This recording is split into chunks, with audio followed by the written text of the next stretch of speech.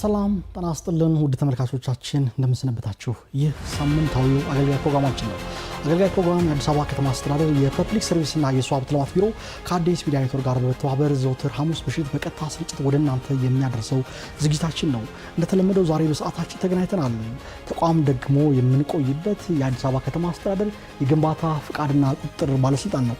የግንባታ ፍቃድና ቁጥጥር ባለስልጣን በአዋጅ ቁጥር 84 2016 ዓ.ም ወደ 24 የሚጠጉ ተልእኮችን ይዞ የተቋቋመ ተቋም ነው። እንግዲህ ባለስልጣኑ የመጀመሪያው ተልእኮ ወይም ኃላፊነቱ የኮንስትራክሽን ስራ ዘመናዊና ዓለም አቀፍ ደረጃውን የጠበቀ እንዲሆን በዲዛይን በኮንትራታ ይዘት አስተዳደር እንዲሁም በግንባታ ጥራትና ቁጥጥር ግልጽነት ጠያቂነት ያለው የአሰራር ስርዓት እንዲሰፈን የማድረግ ተልእኮ ነው። ሌላው ሁለተኛው የአገር በቀል የኮንስትራክሽን ድርጅቶችን ብቃትና ቀጣይነት ለማረጋገጥ የሚያስችል ስትራቴጂዎችን የማመንጨት በሚመለከተው አካል ጽድቅም አፈጻጸሙን የመከታተል የመቆጣጠር ኃላፊነትም ተሰጥቶታል።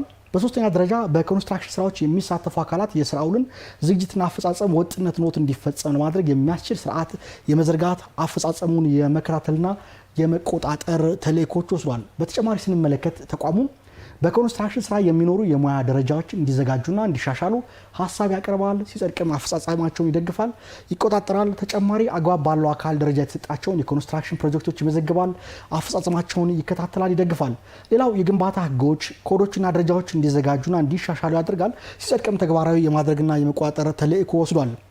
በሰባተኛ ደረጃ የኮንስትራክሽን መሳሪያዎችና ግብዓቶች ደረጃ በወጣው ስታንዳርድ መሰረት ይከታተላል፣ ይቆጣጠራል። እንግዲህ ውድ ተመልካቾቻችን ወደ 24 የሚጠጉ አጠቃላይ ሰፋ ያለ ተልእኮ ተይዞ በተለይ ግንባታውን ኢንዱስትሪ ውጤታማ እንዲሆን ለማስቻል ታስቦ የሚሰራ ተቋም ነው። ዛሬ ከዚህ ተቋም አንጻር የተሰጠውን ተልእኮ ያነሳል። በአፈጻጸም ደረጃ ምን ይመስላል፣ ጥንካሬዎቹ ምንድናቸው፣ ሊያስተካክልና ሊያርማቸው ይገባል የሚላቸውን ጉዳዮች እያነሳን ገባ ብለን የምንፈትሸው ነው የሚሆነው። የተቋሙን ስራ አስኪያጅ ካፍታ ቆይታ በኋላ አስተዋውቂያችሁ ወደ ቤታችን እናልፋለን። አብራችሁን ትቆዩ ጋብዛችኋለሁ።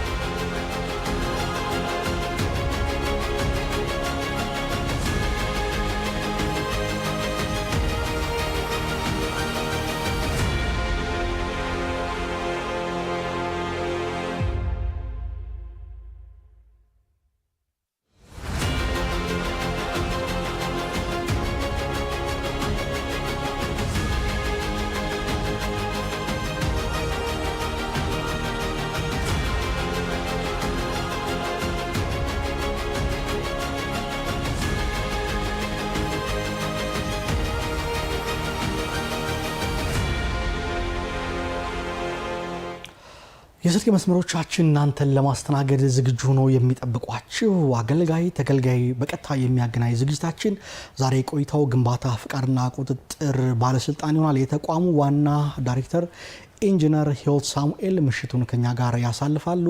ሃሎ ካላችሁን ስልጠተ መሳሪያው ላይ ያሉ ባለሙያዎች ከኛ ጋር ያገናኟችኋል። ከግንባታ ፍቃድና ቁጥጥር ጋር በተያያዘ ያለ ጥያቄና አስተያየት ካላችሁ ደውሉ፣ ምላሽና ማብራሪያ ይሰጣችኋል።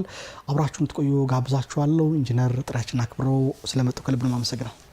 እናም ስለተጋበዝን እናመሰግናለን። መልካም። ዛሬ እንግዲህ አዲስ አበባ ከተማ በነገራችን ላይ ብዙ አመራሮች ሴቶች ናቸው። ከሱ ጀምር ይሻላል መሰል ቀለል ብሎ እንጀምር ከስራው ይልቅ።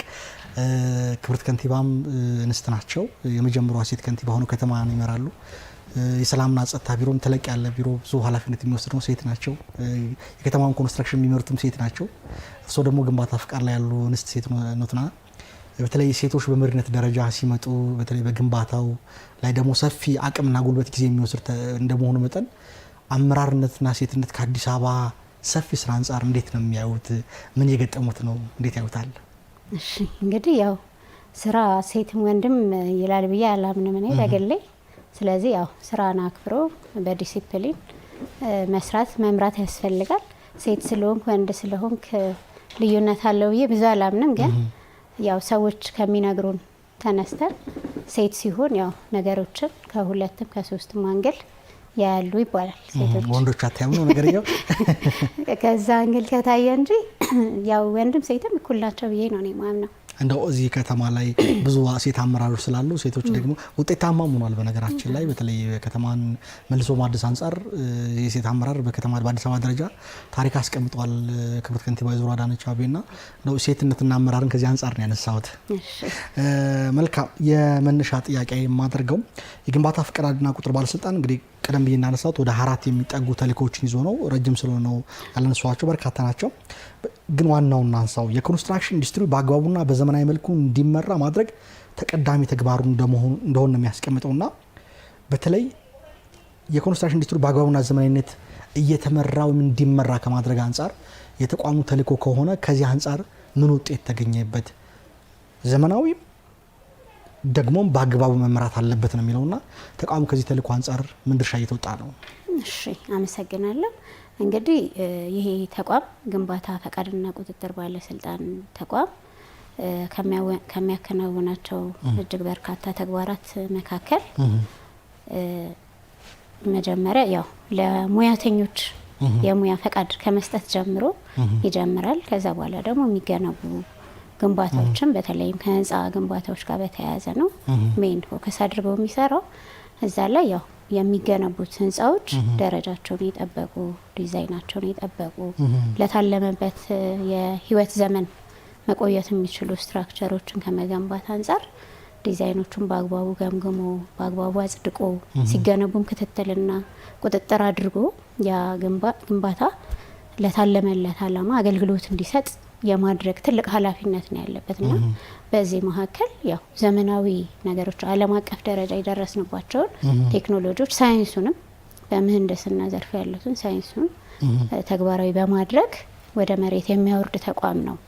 ስለዚህ ከዚህ አንጻር ዘመናዊና ቀጣይነት ያሉት ስራዎች እንዲከናወኑ የሚያደርግ ትልቅ ኃላፊነት የተሰጠው ተቋም ነው። በዚህም ስራውን እያከናወነ ነው ብለን ነው። ስለዚህ አዲስ አበባ ከምትፈልገው ልማት እድገት ፍጥነት አንጻር ኢንዱስትሪውን በአግባቡ እየመራ ነው ብላችሁ የምትወስዱት ተቋሙ እንዴት ነው የምትገነዘቡት በእናንተ በኩል? ትክክል ነው፣ እየመራ ነው ብለን ነው የምናስበው። በእርግጥ ብዙ ተዋናያኖች አሉበት እዚህ ላይ መንግስት የራሱን ትልቅ ድርሻ ሚና ይኖረዋል። በሀገሪቷ የሚያስቀምጣቸው ፖሊሲዎች፣ መመሪያዎች፣ አሰራሮች ምቹ ሁኔታዎችን መፍጠር አንዱ የመንግስት ድርሻ ነው። ከዛ በኋላ ደግሞ ባለሀብቶች ወይም አልሚዎች የምንላቸው እነሱም የራሳቸው ያንን ፕሮጀክት አምጥተው የስራ እድል ፈጥረው ከእንደገና ደግሞ ለታለመለት ያንን ህንፃ በቀጣይ ደግሞ ለህዝብ ለወገን የሚያገለግል ስራ እንዲሆን ፕሮጀክት ነድፎ የሚያመጡ ባለሀብቶች አሉ። ከዛ ውስጥ ደግሞ ውስጡ ገብተው ባለሙያ፣ ኮንትራክተር፣ አማካሪ የምንላቸው ደግሞ የነኚህ ድምር ውጤት የሚያመጣው የመጨረሻ ፕሮጀክት ነው ማለት ነው። መልካም እንደ ኢንጂነር ተቋሙ ሪፎርም ሁለቴን ያደረገው 2016 የተካሄደው አጠቃላይ ከ16 ተቋማት አንዱ ነበረ። ቀጠለና ደግሞ በተለይ በአሳለፈው 2017 ዓ.ም ላይ ወረዳ አካባቢ የነበረ የሰጠውን አገልግሎት ወደ ክፍለ ከተማ ሰብሰብ ተብሎ እንዲሰጥ የሚል አቅጣጫ ተቀምጦ ወደ ተግባር መገባቱ ይታወቃልና ሁለቴ ነው ሪፎርም ብለን መውሰድ እንችላልና በእርግጥ የነዋሪውን የአገልግሎት ፍላጎት ከማርካት አንጻር ወደ አንድ ማዕከል ሰብሰብ ማለቱ ምን ውጤት ያስገኝበት? በሌላ መልኩ ቀደም ብዬ እናነሳሁት የነበረውን የተንዛዛ ስርዓት በማስቀረት በተለይ ዜጎች የሚፈልጉትን አገልግሎት ፍጥነትና ጥራት ከማምጣት አንጻር ሪፎርሙ ምን ውጤት የተመዘገበበት ነበር ማለት ይቻላል? ተገቢ ጥያቄ ነው። ምንድነው ቀደም እንዳልነው ተቋሙ ሰፊ አገልግሎት የሚሰጥ ተቋም ነው። ያ ማለት ደግሞ ብዙ አይነት ተገልጋዮች ወደ ተቋሙ ይመጣሉ።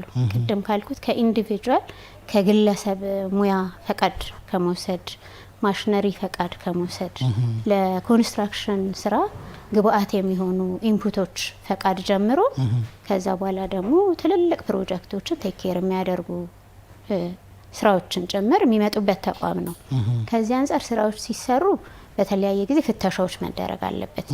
በትክክል ስራዎችን ወደ መሬት አውርደን እየሰራን ነው ወይ የሚለው መታየት ስላለበት ያው ቅድም አንተም እንዳነሳኸው የከተማው አስተዳደር አምኖበት ሪፎርም ማድረግ አለብኝ፣ በትክክል ለህዝብ አገልግሎት ተደራሽ አልሆንኩም፣ ማስተካከል ያለብኝ ጉዳዮች አሉ ብሎ በጥናት የማስተካከያ ስራዎች ሰራ። ከዛ በኋላ ደግሞ ያው ማስተካከያ ስራ በአንድ ጊዜ አይቆምም። እያየህ እየፈተሽክ ደግሞ ከእንደገና ሌሎች ማስተካከያ የሚያስፈልጋቸው ነገሮች ሲገጥሙ ተከታታይ ማስተካከያ ስራዎች ማድረግ አለበት። ስለዚህ ከዚህ አንጻር መጀመሪያ የተደረገው ሪፎርም ጥሩ ውጤት የመጣበት ነው ተብሎ መውሰድ ይቻላል። ያስተካከላቸው የቀየራቸው ነገሮች አሉ። ወረዳ ላይ የነበሩት በተለይ ከተደራሽነት አንፃር ወደ እሱ ልመጣ ነው። ከዛ በኋላ ደግሞ ወደ ወረዳ ስንመጣ ሪሊ ከሚፈለገው ከሚጠበቅብን አንፃር በወረዳ ደረጃ የምንሰራቸው ስራዎችና ፕራክቲካሊ ደግሞ በተጨባጭ እየሰራናቸው ካለው አንፃር እንዲሁም ደግሞ ከህዝቡ ፍላጎት አንፃር ተመጣጣኝ ነው ወይ የሚለውን ተሰራ ማለት ነው አሰስመንት። በሱ መሰረት የመጣው ነገር ሰብሰብ ቢሉ የተሻለ ተደራሽ ማድረግ እንደሚቻል ኳሊቲውን ከፍ ማድረግ እንደሚቻል ታመነበት። በዚህም አግባብ ወደ ስራ ተገብቷል። የመጀመሪያ እዛ ከተደራሽነት አንፃር በተለይ ህዝብ በወረዳዎች ያው ለህዝብ በጣም ቅርብ የሆኑ አደረጃጀት ነው ያላቸው። እሱ ችግር እንዳይፈጠር ክፍለ ከተማ ላይ ኢሚዲየትሊ የራሱ መስኮት አዘጋጅተን የክፍለ ከተማ ላይ አገልግሎት ፈልገው የሚመጡ ሰዎች በቀጥታ በአስቸኳይ ባጠረ ጊዜ አገልግሎት አግኝተው እንዲሄዱ የማድረግ ስራዎችን ሰርተናል። ኢንጂነር ዋናው ነገር ወደዚህ ወደ ክፍለ ከተማ ሲሰበሰብ አገልግሎቱ አንድም ጥራትን ማምጣት ነው። ብልሹ አሰራሮች ታይተዋል። አላስፈላጊ መንዛዛቶች ነበሩ። ወደ አንድ ማዕከል መሰብሰቡ ብልሹ አሰራር ማስቀረት የሚል ነበር የነበረው ግቡና በእርግጥ ከወረዳ ወደ ክፍለ ከተማ መሰብሰቡ የነበረውን ብልሽት መቅረፍ ችሏል ወይ? የእናንተ ግምገማ ምንድን ነው እዚህ ላይ? ይችላል ብለን ነው የምንወስደው። ይችላል ሳይሆን ችሏል ወይ ነው ጥያቄ? ችሏል። ለምሳሌ ማሳያዎቹ ምንድነው? ለምሳሌ አሁን 119 ወረዳ ማለት ስፋት ብዙ ነው በቁጥር ካየውና ለመቆጣጠርም ክትትል ለማድረግም ድጋፍ ለማድረግም ከማዕከል ሄደ ከተደራሽነትም አንፃር ፕራክቲካል አይሆንም። ስለዚህ አሁን በ11 ክፍለ ከተሞች ግን ሲሆን እነዛን 119 ላይ ያሉትን ስራዎች እኮ እንዳሉ ናቸው የቀጠሉት።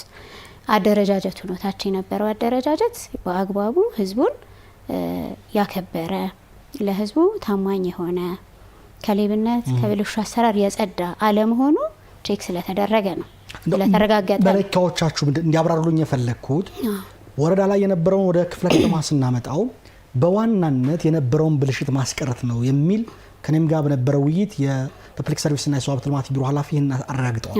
ብልሽት ነበር የሚል ግምገማ ካለ ምናልባት ወደ 6 ወር አካባቢ ይሆናል ወደዚህ ከተሳበና ወደ ተግባር ከተገባ በኋላ ታይተዋል የተባሉ ችግሮችን በምን ያህል መጠን አርሟቸዋል ነው ጥያቄ? አድርገናል። ምንድነው ያደረግነው መሰለ የፐብሊክ እና የሰው ሀብት ቢሮ በራሱ መጀመሪያ ጥናቶች አስጠና። ያንን ግብረ መልስ ለኛ ቢሮ ደርሶ አክብሮት ጋር ስልክ እንቀበልና እንነጋገርበታለን በዚህ ጉዳይ ላይ። ሄሎ ጤና ይስጥልኝ። ሄሎ አይሰማ? ይሰማል። ማን እንበል? ከየት ነው? ቢኒያም በላይ ከኮልፌ። አቶ ቢኒያም ጥያቄዎት ምንድነው? ባክዎት ይቀጥሉ። እሺ አመሰግናለሁ። መጀመሪያ ይሄ መድረክ ተፈጥሮ ያው ሀሳባችን እንድሰጥ መደረጉ ኢንጂነርንም ከልብ እናመሰግናለን። ያው ሚዲያውን ከልብ እናመሰግናለን። መልካም። ያው እኔ ያለኝ አስተያየት ያው እንደ ኮልፌ የታዩ ለውጦች አሉ። ያው መጀመሪያ ለአገልግሎቱ በወረዳ ደረጃ መቋረጡ ያው ስጋት ፈጥሮብን ነበር እንደተገልገል።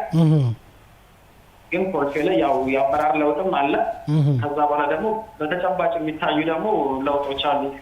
ለምሳሌ ከሰዓት አንጻር በጊዜ መግባት፣ አምሽቶ መስራት።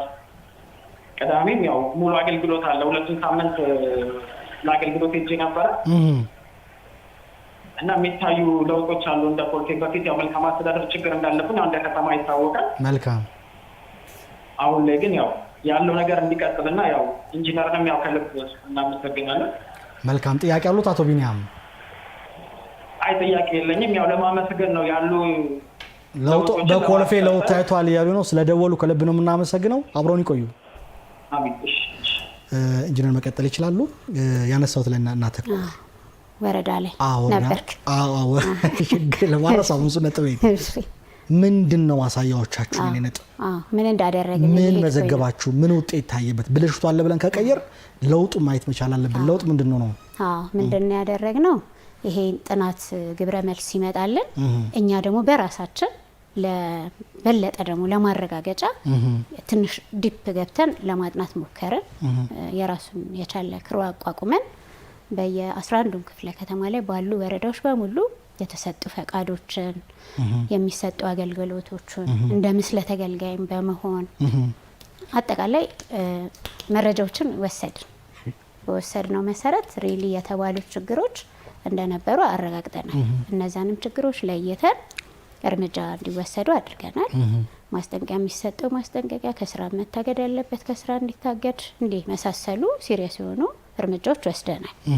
ከዛ በኋላ ግን ምንድነው ያደረግናቸው? ማስተካከል የሚቻሉ ጉዳዮችን እንዲስተካከሉ ከማዕከል እስከ ክፍለ ከተማ አግሬሲቭሊ ምንድናቸው እጃችን ላይ ያሉት ስራዎች የሚለውን ለየን፣ ተመካከርን፣ ቁጭ አልን።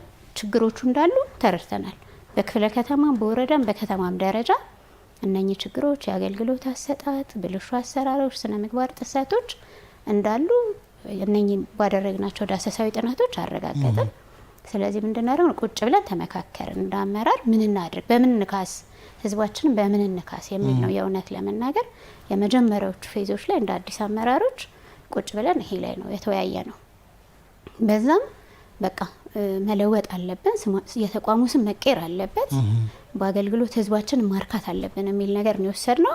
ስለዚህ ቀደም አሁን ተመልካቻችን እንዳረጋገጡልክ ምንድነው ያደረግነው? በሁሉም ክፍለ ከተማም ድረስ እስከ ምሽቱ 2 ሰዓት ማንም ሰው አገልግሎት ፈልጎ ቢመጣ እንዲስተናገድ፣ ቅዳሜ ቀኑ ሙሉ እንዲስተናገድ፣ እንዲሁም እሁድ እስከ ግማሽ ቀን ድረስ ሄድንበት።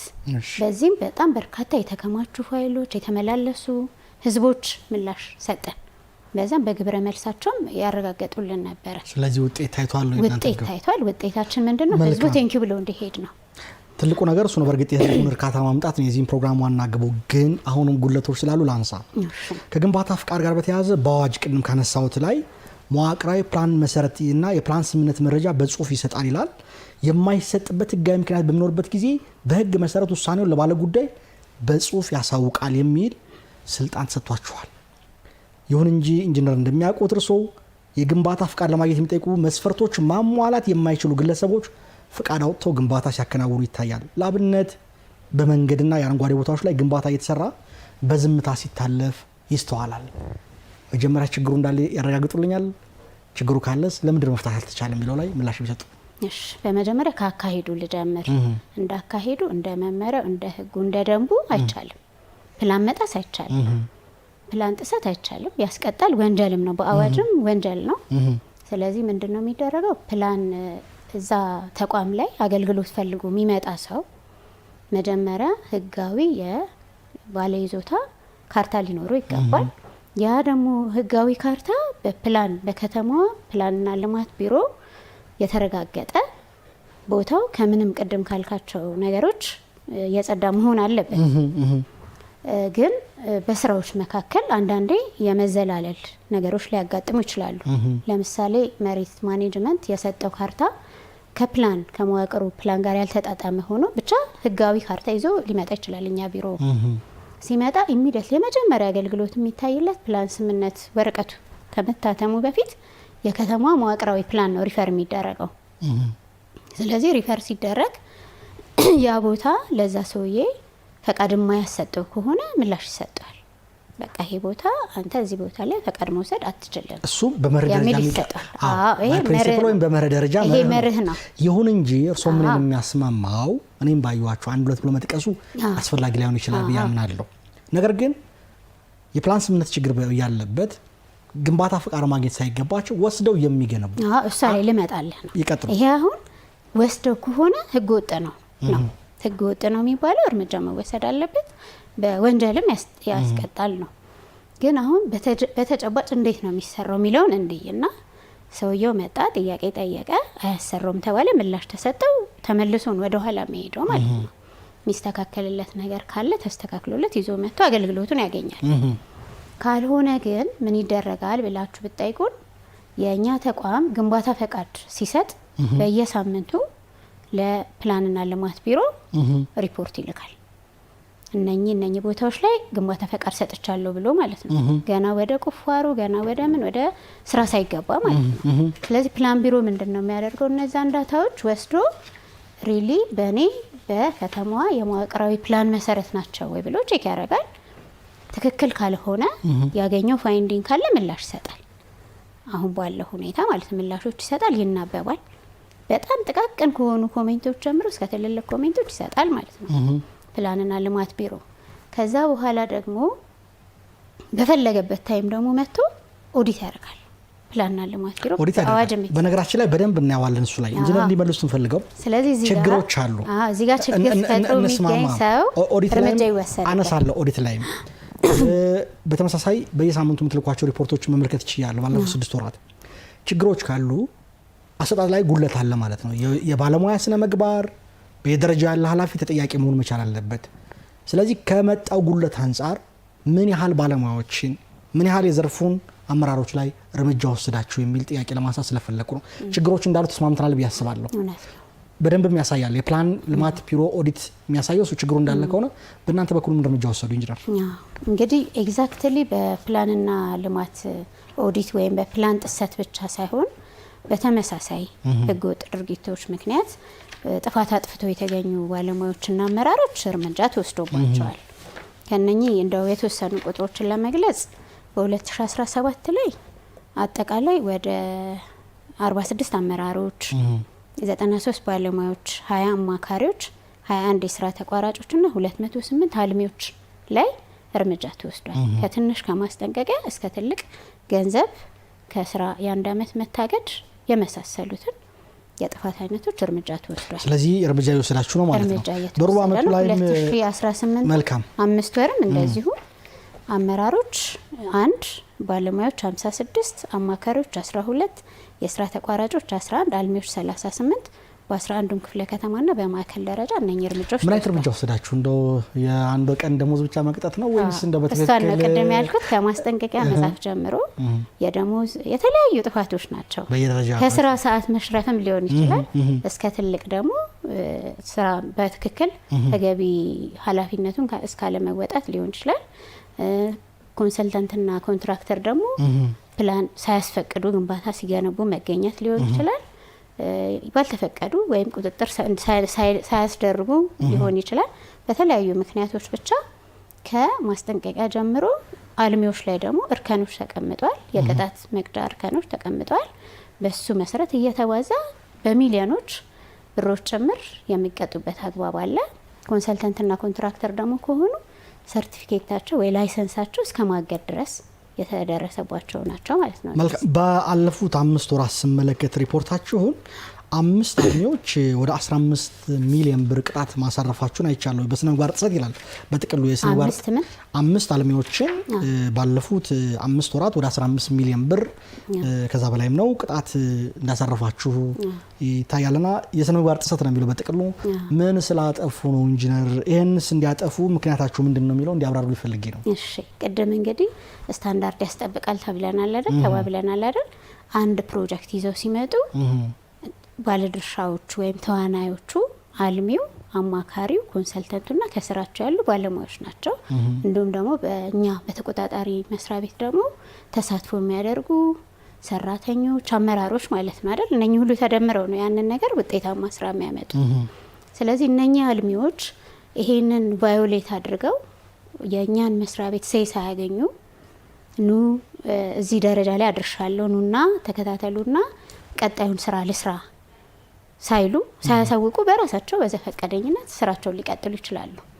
ይሄንን በክትትል ወይም ደግሞ በቁጥጥር ከተገኙ እርምጃ ይወሰዳል፣ በገንዘብ ይቀጣሉ። አንዱ ይሄ ነው። ሌላ ደግሞ የፕላን ጥሰትም ገጥሞ በዲዛይኑ መሰረት በተፈቀደላቸው መሰረት ደግሞ ትንሽ ሽፍቶች አድርገው ከተገኙ እንዲሁ ይቀጣሉ። እንዲሁም ደግሞ የደህንነት ጉዳዮች የሴፍቲ ስራዎች መስራት አለባቸው። አንድ ህንጻ ሲገነባ ተጀምሮ እስከሚጨርስ ሰራተኞቹ፣ በአካባቢው የሚኖሩ ነዋሪዎች ሁሉም ማንም በህይወትም በንብረትም ላይ አደጋ መድረስ የለበትም። ይሄንንም አንዳንዴ በችላባይነት ቫዮሌት ያደርጉታል። ሰዎች ሲወድቁ ይገኛሉ፣ ሳይሸፍኑ ይሰራሉ፣ ማሟላት ያለባቸውን ሳያሟሉ ይገኛሉ። በእነኚህ ምክንያቶች ቅጣቶች የተቀመጠ ቅጣቶች መጠኖች አሉ፣ ይቀጣሉ። ይሄንን ብር ነው ያገኘው። ወደ ተመልካቾቻችን በመከታተል ላይ የምትገኙት ሳምንት አገልጋይ ፕሮግራም ነው። እስኪ ደግሞ የቦሌ አካባቢ ጎራ እንበልና ቦሌ አየር መንገድ ይዞ የአቪዬሽን ክልል አካባቢ እስኪ በተወሰነ ክላሲካል ተመልክተን ምስሎችን ወደ ጥያቄዎችን ማምራ እስኪ የተወሰኑ ቪዲዮዎች አይተን እንመለስ።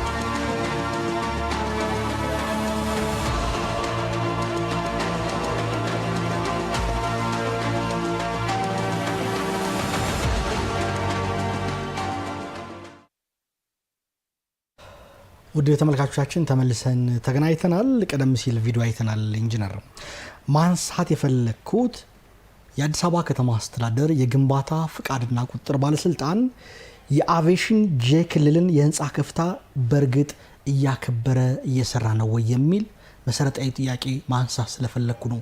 እኛንም ተመልካቾቹንም ወደ ቦሌ አካባቢ ያችልኩትና ይሄን ምላሽ ይስጡ። እሺ እንግዲህ ቀደም በመግቢያ ላይ እንደገለጽኩት የከተማዋ መዋቅራዊ ፕላን ማለት አንዱ ይሄኛው ነው። በተለያዩ አካባቢዎች የተለያዩ ዞኖች ተከፋፍለው እዚህ ቦታ ላይ የአቪዬሽን ሊሚት አለው፣ እዚህ ቦታ ላይ ሂል ሳይድ ነው የሚሉትን ከተማዋን በዞን ከፋፍሎ ያስቀምጣል። ስለዚህ ቅድም እንዳልኳችሁ ፕላን ስምምነት ልንሰጠው ስንል አንድን አልሚ ያንን አካባቢ ሚኒመም እና ማክሲመም ፋሩን ያሳየናል። የአካባቢውን የርዝመት የህንፃ ከፍታ ሊሚት ያሳየናል። አካባቢው በዛ ኢንተርቫል ውስጥ ካልሆነ ፈቃድ አይሰጠው፣ ፕላን ስምምነቷም አትሰጠው። እንደው ኢንጂነር እናንተ እያከበርን ብላችሁ የምታስሩት አይደለም? አነሳለሁ እሱ ላይ በግንባታ ፍቃድና ሂደት ላይ እንዲህ አይነት ችግር ቢፈጠር እዚህ አካባቢ ላይ አይበለውና ብዬ ልጀምር፣ አይበለውና ቢፈጠር ማን ነው ኃላፊነቱን የሚወስደው? ምክንያቱም ማሳያዎችን ላቀርብ ስለፈለኩ ነው። እዚህ አካባቢ ያለው ኃላፊነቱ የማን ነው የሚሆነው? እንዲህ አይነት ችግር ቢፈጠር ምናልባት ከግንባታ ከፍታ በላይ ፍቃድ ተሰጥቶ ችግር ቢፈጠር ኃላፊነቱ የማን ነው የሚሆነው? ያው እንግዲህ በየደረጃው ኃላፊነቱን ይወስዳሉ። አዋጁ ላይም በትክክል ተቀምጧል። የተሳሳተ ሰው መቀጣት ያለበትን በገንዘብም በቅጣትም በእስርም የተቀመጠበት አግባብ አለ። በየደረጃው በየድርሻቸው ይወስዳሉ። ግን አሁን እናንተ ጥያቄ ልታነሱ ያሰባችሁት ኤርፖርት አካባቢ ስለሆነ ሊሚቱን አልፏል ብላችሁ አስባችሁ የአቪዬሽን ጄ ክልል ላይ ምን አገኘው መስሎት የኦዲት ሪፖርቶችን ስመለከት በህንፃ ቁመት ቢፈቀደው 44.6 ሜትር ነው። ነገር ግን ቦሌ ወረዳ 3 ወደ 60.9 ሜትር ከፍታ ላለው የህንፃ ግንባታ ፍቃድ ተሰጥቷል። ያ ደግሞ የአቪዬሽን ክልሉን ጥሶታል የሚል በእናንተ በኩል በፕላን ቢሮ በኩል ለእናንተ እርማት እንዲወሰድ የሚል ደብዳቤ ቢጻፍም እርማት የተወሰደበትን ነገር ማየት አልቻልኩም። ክሮስ ቼክ ሳደርግና እንዲህ አይነት ፍቃድ ለሰጡ ባለሙያዎች ወይም ይሄን ችግሩን ካረጋገጣችሁ እርምጃ ወስዳችሁ የሚል ጥያቄ ማንሳት ስለፈለኩ ነው። እስኪ ይሄኛውን ነገር ምን መሰለክ፣ ቦታው ዝቅተኛ ቦታ ሊሆን ይችላል። አንድ አካባቢ ላይ ሆኖ ከፍ ያለ ቦታም ሊሆን ይችላል። አንዱ ደግሞ ዝቅተኛ ቦታ ሊሆን ይችላል። ኤሌቬሽን ሃይቱ ከናቹራል ግራውንድ ሌቭል ነው የሚለካው። ከ60 የተሰጠው አጠቃላይ ሜትር 60.9 ሜትር ከፍታ ያለው ህንፃ ነው ተሰጥቷል የሚለው ቃል። እሱ ምናልባት ደግሞ ራቅ ብለህ ደግሞ ከ40 ምናምኑ ጋር አላይ ሊያደርግ ይችላል። እሱን ስፔሲፊካሊ ቼክ አድርገን እናየዋለን።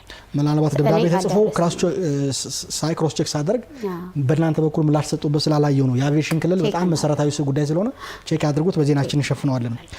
ሌላ የህንፃ ህጋትና የከተማ መዋቅራዊ ፕላን መሰረት ያደረገ የግንባታ ፍቃድ መስጠት ቢጠበቅም ኢንጂነር በአንዳንድ አካባቢዎችና ክፍለ ከተሞች ላይ የአረንጓዴ ቦታ ስታንዳርድ አለማሟላት ችግር፣ የመንገድ ስፋት 60 ሜትር ሲሆን በፍቃድ 80 ሜትር የሚል ማስቀመጥ፣ ሌላ አገልግሎት የተያዙ ሽንሻኖዎችን የሚነካ ቦታዎችን መንካት፣ የ15 ሜትር መንገድ ላይ ሙሉ ለሙሉ የሚዘጋ ፍቃድ መስጠት፣ ኤክስዋይ ኮኦርዲኔት ላይ መወራረስ ችግሮች ይታያሉና እንዲህ አይነት ችግር በሚፈጥሩ ምንጩ ምንድነው? በመጀመሪያ እንዲህ አይነት ችግር ሊፈጠር የሚችልበት ምክንያቱ ምንድነው? እሱን ያብራሩልኝና እንዲህ አይነት ችግር ሲፈጠር በእናንተ በኩል ምን አይነት ማስተካከያ እየወሰዳችሁ ነው? እንግዲህ ተገቢ ጥያቄ ነው። አሁንም ከተማዋን የሚመራት የከተማዋ መዋቅራዊ ፕላኗ ነው። እስካሁን ድረስ ባለን መረጃ ባለን እውቀት በህጉም በመመሪያውም በአዋጁም መሰረት ይሄ ስልጣን ያለው የፕላንና ልማት ቢሮ ነው። የማስተካከል አንዳንድ አጀስትመንቶች የማድረግ ከተማዋ በመዋቅራዊ ፕላን ነው የምትመራው። ሆኖም ግን አንዳንድ ነገሮች ማስተካከያ ሲያስፈልጉ እሱ ቢሮ ተልኮ ተፈቅዶ ነው ወደ ስራው የሚገባው። ይሄ ሳይሆን ፕላን ቢሮ ሳያውቀው በእኛ ቢሮ ፈቃድ ከተሰጠ ግን አውቶማቲካሊ አኔቲካል ተግባር ነው የሚሆነው ማለት። ስለዚህ እኔ ያገኘሁት በእናንተ ተቋም ፍቃድ ተሰጥቶ ነው እርምጃ ቅድም ባልኳቸው እነኚህ በጥቆማ በአካል በስልክ በሚመጡ ጥቆሞች መሰረት የተወሰዱት ውስጥ ይገባል ማለት ነው። መልካም እንግዲህ ችግሩ ካለ እየተማመን ከሆነ ምንም ሊቀጥል አልችልም። አይታችሁ እንደሚታረም እኔም በዝርዝር ቦታውን ለመስጠት ዝግጁ ስለሆንኩኝ ቢታይ የሚል ሀሳብ ለማቅረብ ነው። በ2018 በጀት ዓመት ከተፈቀደ ፈቃዶች ገንብተው የሚገኙ ግንባታዎችን የመለየት ስራ አከናውናችኋል። ባለፉት 5 ወራት ውስጥ ምን አይነት የማስተካከያ እርምጃ ወስዳችሁ ኢንጂነር እንዲያብራሩልኝ እፈልጋለሁ። እሺ ያው እንዳልኩት መጀመሪያ የትኛውም አካል ማንኛውም ግለሰብም ድርጅትም እዚህ ከተማ ውስጥ ስራ መስራት ከፈለገ የግንባታ ስራ መስራት ከፈለገ ከፈቃድ ነው መጀመሪያ ያለበት። እሱን ሳያረግ በክትትል ወይም ደግሞ በቁጥጥር ወይ ደግሞ በጥቆማ ወይ በተለያዩ ሚንሶች ከተደረሰበት ምንድነው የሚደረገው? ያው እንደምታውቁት ነው ሀብት ነው የወጣበት አይደለ? ያ ግንባታ ሀብት ሪሶርስ ነው የወጣበት። ግን የባለስልጣን መስሪያ ቤቱ እስከ ማስፈረስ ድረስ ስልጣን አለው። አዋጅ አለው። ስልክ እንቀበልና እንሄድበታለን። ሄሎ ጤና ይስጥልኝ። ማን እንበል? ሶላር ባላለው ከፒያሳ። አቶ ሶላር ከፒያሳ ጥያቄዎት ምንድነው ባኮት? እሺ አመሰግናለሁ። በግንባታ ዘርፍ ላይ የምናየው እንደ ክፍተት በከፍተኛ ደረጃ ሴፍቲ እና ይሄ ስካቶሊንግ የሚባለው በእንጨት የመጠቀም ሸፍኖ አካባቢው ላይ የሚታዩ ቤቶችንም የማበላሸት የራሱን ግንባታ ብቻ እንጂ ከጎን ያሉት ቤቶች ላይ የሚወድቀው የሚፈሰውን ነገር እየታየ እርምጃ ለመውሰድ ሰራተኞች ላይ በተደጋጋሚ ደግሞ የሴፍቲ ችግር ሰዎች እየሞቱ ነው የምናየው በተለይ እና ይህንንም ከመቆጣጠር አኳያ በጣም በከተማችን በየአካባቢው ላይ ከፍተኛ ክፍተት አለ እና ግንባታው ሲካሄድ የት ነው የሚኖሩት እነሱ? ለምንድን ነው የማይቆጣጠሩት? የአካል ጉዳተኞች መውጫ መውረጃ፣ ቀጣይ ለእሳት አደጋ ቢከሰት እሱንም አካቶ ከመስራት አኳያ ደረጃዎችን ጥራት እሱ ላይ ራሱ በጣም ከፍተኛ ችግር እያየሁ ነው ያለሁት እና ለምንድን ነው ከመጀመሪያ እስከ ላይ ድረስ ቁጥጥርና ክትትሉን ማታደርጉት የሚል ጥያቄ አለኝ። ስለደወሉ ከልብ እናመሰግናለን። ምላሽ ያገኛሉ። ኢንጂነር ቀደም ብለን በተነሳነበት ነጥብ እንሄድ። በተለይ የማስተካከያ እርምጃዎች ነው እያነሳን ያለ ነው። ምን እርምጃ እየወሰዳችሁ ነው? እሺ ህገወጥ ግንባታ ሲገኝ በተለያየ ሚንስ ሊገኝ ይችላል። ሲገኝ ለይታችኋል፣ ሪፖርታችሁ እንዳየሁት ለይታችኋል ነው የሚለው። ስለዚህ ምንድነው የምናደርገው? ወደ ህጋዊ ስርዓት ነው የምንመልሰው። በእያንዳንዷ እርከን መክፈል ያለበትን ቅጣት ቀጥተን ወደ መስመር እናስገባዋለን። ስለዚህ በዚህ በ2018 ምን ያህል መለየት ይቻላችሁና የእርምት እርምጃው ምን ውጤት የታየበት ነበር? ነገር ብንመለከት በጣም በቁጥር አልያዝኳትም፣ ግን የትኛውም ተገንብቶ የተገኘ ህንጻ ወደ ስርዓት እንዲገባ ነው የምናደርገው። ቀጥተን ወደ መስመር ነው የምናስገባው። መልካም። የአቶ ሶላር ሀሳብ የኔም ቀጣይ ጥያቄ ነበር። በነገራችን ላይ እሳቸው ጋር ከመሄዳችን በፊት አገልግሎት አሰጣጡ ማየት ይገባናል ብዬ አስባለሁ። ቀደም ሲል ተቋሙ ሪፎርም ሲካሄድ አንደኛው ዜጎች አገልግሎት ማግኘታቸው እርካታቸው ምንድን ነው የሚለው ትልቅ ነጥብ ስለነበረ ቢሮ ተገኝተን ነበር እና በአገልግሎት ቀን አገልግሎት ተገልጋዮቹ ደግሞ አስተያየት ሰጥተዋል። እሱን እንከታተልና ወደዚህ ጥያቄ ብንመጣ መልካም ይመስለኛል። ውድ ተመልካቾቻችን የግንባታ ፍቃድና ቁጥጥር ባለስልጣን ቢሮ ተገኝተን ከአገልግሎት አንጻር ተገልጋዮች የሰጡን አስተያየት ተከታትለን እንመለስ። አብራችሁን ቆዩ።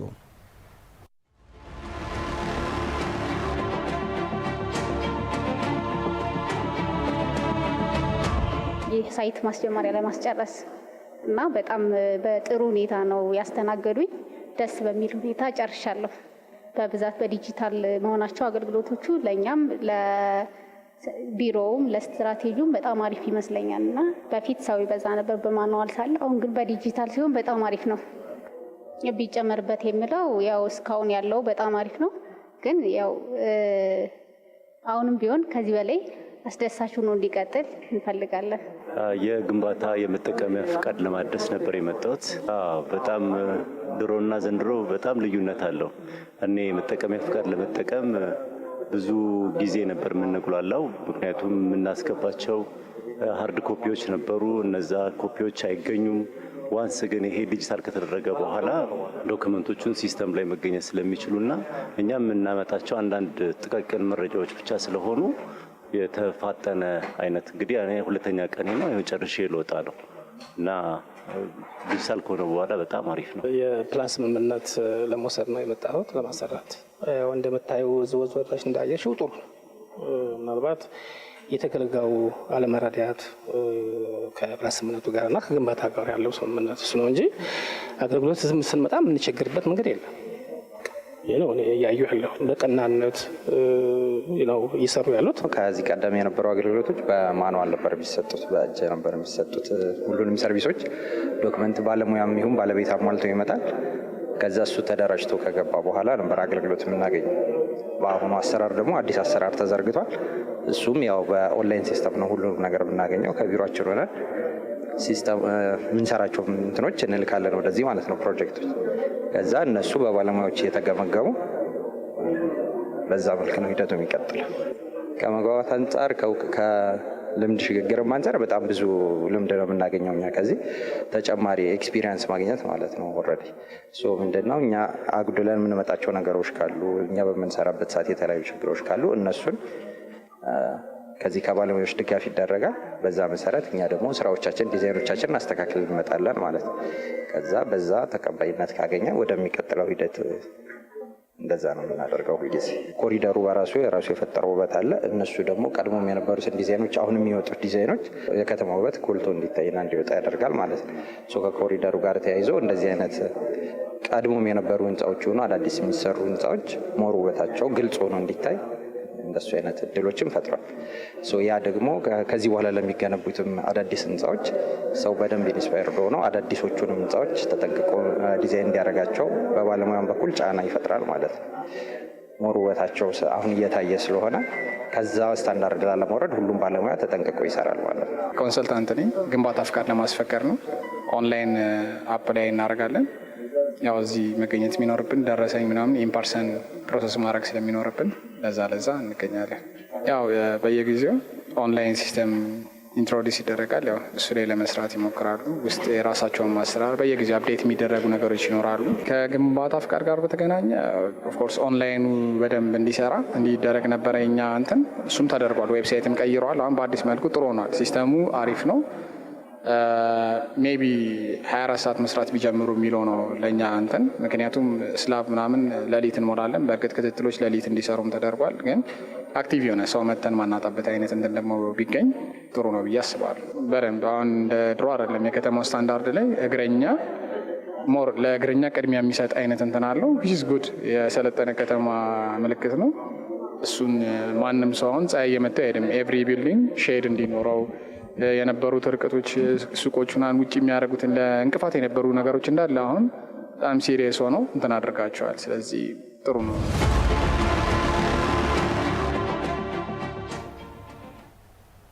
ወደ ተመልካቾቻችን ተመልሰን ተገናኝተናል። ኢንጂነር እንደተመለከተሽው አገልግሎትን በተመለከተ በነገራችን ላይ እውነት ለመናገር በተለያዩ ክፍለ ከተሞችም በምንወርድበት ጊዜ ቀድመን ከምናያቸው ተቋማት አንዱ ነው። ከአገልግሎት አንጻር ይሄን መጽሐፍ ምን የሚለው ያየን መሰከራለን ይባል የለ ከአገልግሎት አንጻር ተገልጋዩ እርካታ እንዳለው በተለያዩ ክፍለ ከተሞች ላይ ማረጋገጥ ይችላል። የደረስንባቸው ነው 2-3 ክፍለ ከተሞች በዚህ ዓመት ወርደን አይተናል። አገልግሎት አንጻር የተሻለ ነገር እንዳለ አስተያየት ሰጪዎች የሚያረጋግጡ ነው። በክፍለ ከተማም ደረጃ ያለው ውጤታማ የሆነ ብሎ መውሰድ ይችላል። በደረስንባቸው እዚህም እናንተ ጋር የተሰጠ ያለው አዎንታዊ አስተያየት ነው። መጠናከር አለበት የሚለውን ለመጨመር ካልሆነ በስተቀር እንደው የሳቸው አንደኛው ጥያቄያችን ያነሳው ቀንም ማታም ስለምንሰራ የሰዓቱ ቢሰፋ የሚል ከማንሳት በዘለለም አገልግሎት ላይ እየቀረበ ያለ ጥያቄ የለምና ይህን በርቱ ለማለት ነው የምፈልገው። ግን ሌሎች ጥያቄዎች ስላሉ ወደ እሱ ሻገር የተሻለ ይመስለኛል። መልካም እንግዲህ በተለይ ቀደም ሲል አንድ ደዋያችን ከአራዳ እንዳነሳው የዚህ ሴፍቲን በተመለከተ ከፍተኛ የሆኑ ችግሮች አሉ የሚላል ነው። በቪዲዮ ማሳያዎች ስላሉ የተወሰኑ ነገር ብንመለከት ጥሩ ይመስለኛል። ህንፃዎቹን አይተን እንመለስና እንወያይበት እሱ ላይ። ወደ ተመልካቾቻችን አብራችሁን ቆዩ። እስኪ የተወሰኑ ቪዲዮዎች አይተን እንመለስ።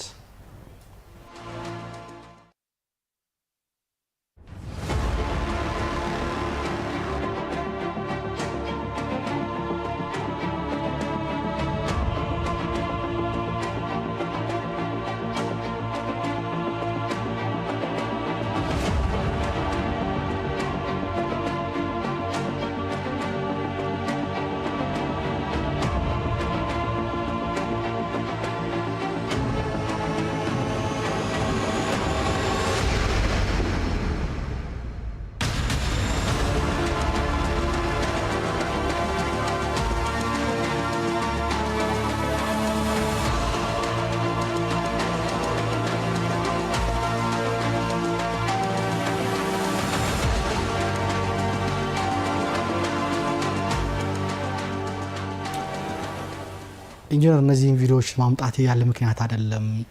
አንደኛው በግንባታ ህግ እንደሚታወቀው መሸፈን ያለባቸው ቦታዎች አንዳንዴ ግንባታዎች ሳይሸፈኑ እንመለከታለን። በላ መልኩ ደግሞ እርሶም እንደሚያውቁት ደንባችሁም እንደሚያዘው ከG+4 በላይ ያሉ ስላቦች መወጣጫዎች በብረት መሆን ሲገባቸው እንጨት የሚጠቀማሉ።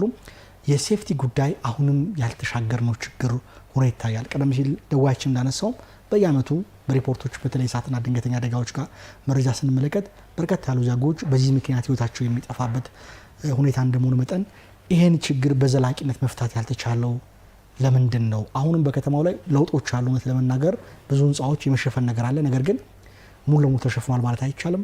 እነዚህ መሰል ጉለቶች ታያሉና ከሴፍቲ አንጻር ተቋሙ እነዚህን ችግሮች እንዴት ነው የሚመለከታቸው የሚል ጥያቄ አለኝ። እሺ አመሰግናለሁ። ተገቢ ጥያቄ ነው። ምንድነው እኛም ስራውን ስንገባ ትልቅ አሳሳቢ ሆኖ ያገኘነው ይሄ ነው። በየዕለቱ ከፖሊስ ይመጣልን ነበር ሪፖርት። አስደንጋጭ ነው። በቀን 1 ሰው 2 ሰው 3 ሰው አይነት ነገር ሲመጣልን በቀጥታ ምንድነው ያደረግነው ከአዲስ አበባ ፖሊስ ኮሚሽን ጋር መረጃን ይጠየቅነው። የ2 አመት ዳታ ስጡን ብለን ተቀበልን እና ቁጥሩም አስደንጋጭ ነው።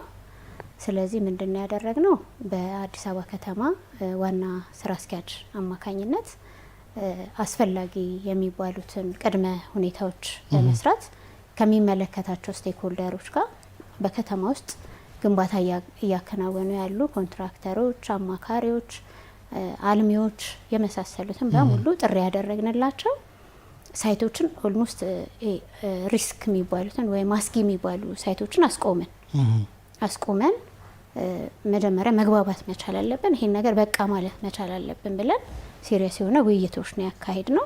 በውይይታችንም ተማመንን። አንድም ሰው መሞት የለበትም፣ አንድም አካል መጉደል የለበትም፣ ምንም አይነት ንብረት መውደም የለበትም በሚለው ተግባብተን ከዛ በኋላ ሌሎች እርምጃዎች እንዴት እንሂድ የሚለውን ተስማማን። ሚኒመም እያንዳንዱ ሳይት ሚኒመም ማሟላት ያለባቸው ቅድመ ሁኔታዎች እንዲያሟሉ ስራዎች ሰራ። በእያንዳንዱ ሳይት ላይ ኢንስፔክት አረግን። በዚህም ሪስክ የሆኑትን ህንፃዎች ለየን ወይም አስጊ የሆኑ ህንፃዎችን ለየን። ከ3500 በላይ ህንፃዎች ለየን። እነዛንም ወደ 2900ዎች ላይ ስለማያሟሉ ሚኒመሙን ስለማያሟሉ ቅጣቶች ጣልንባቸው።